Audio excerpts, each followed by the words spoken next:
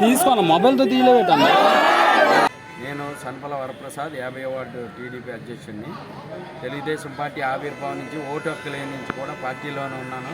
ఈరోజు కూడా ఏ పార్టీలో ఉండకుండా తెలుగుదేశం పార్టీలోనే పార్టీ ఆవిర్భావం నుంచి ఈ క్షణానికి కూడా పార్టీకి మా రక్తం అంతా పసుపు. అన్నగారు పెట్టిన పార్టీ ఈరోజు 50వ వార్డులో 44వ వార్షికోత్సవం సందర్భంగా మేమందరం సుమారు మాతో పాటు ఉన్న సీనియర్లు 16 మందికి ఈరోజు సాల్వలతో సత్కరించి వాళ్ళకి ఘనంగా చేయడం జరిగింది.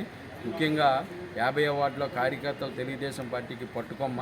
అందులో ముఖ్యంగా మన సభ్యత్వ నమోదు కార్యక్రమాల్లో కూడా మేము నార్త్లోని సెకండ్ ప్లేస్లో ఫస్ట్ ప్లేస్లో ఉండేవాళ్ళం. లాస్ట్లో సెకండ్ ప్లేస్కి వెళ్ళి అది ముఖ్యంగా మా పూర్ణచంద్రరావు మా క్లస్టర్ ఇన్ఛార్జ్ వాకర్ శ్రీనివాస్ వాళ్ళ అబ్బాయికే ఈరోజు మన లోకేష్ గారితో ఈ అవార్డు కూడా తీసుకోవడం జరిగింది. మా వార్డు నుంచి నేను పూర్తిగా ఆ అబ్బాయి పూర్ణచంద్రరావుకి ప్రత్యేకంగా ధన్యవాదాలు తెలియజేసుకుంటూ ఇంత చక్కని కార్యక్రమంలో మా కార్యకర్తలు 16 మందికి సీనియర్లకి, ఎందుకంటే పార్టీ మారకుండా అన్ని రోజులు వైఎస్ఆర్తో ఎన్నో కష్టాలు పడి నా మీద కూడా 5-6 కేసులు పెట్టారు.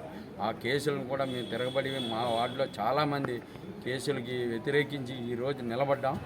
నిజంగా చంద్రబాబు నాయుడు గారు చేస్తున్న పరిపాలనకి ప్రతి ఒక్కరు కూడా చాలా ముందుకు వెళ్తున్నారు. నిజంగా ఈ కూటమి దయచేసి ప్రజలందరికీ ఒక విజ్ఞప్తి, 44వ వార్షికోత్సవం సందర్భంగా 15 సంవత్సరాలు చంద్రబాబు నాయుడు గారు ఆ సారథ్యంలో ఉంటే రాష్ట్రం చాలా ముందుకెళ్తుంది.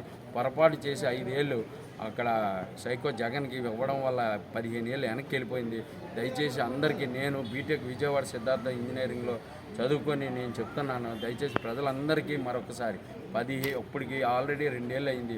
దయచేసి 13 ఏళ్ళైనా మనకి బాబు గారిని ముఖ్యమంత్రిగా చూస్తేనే మన రాష్ట్రం ఆంధ్రప్రదేశ్ మంచి నెంబర్ 1 దేశంలోనే నెంబర్ 1 స్థానానికి వెళ్తుందని ప్రతి ఒక్కరిని కోరుతూ జై తెలుగుదేశం, జై చంద్రబాబు నాయుడు.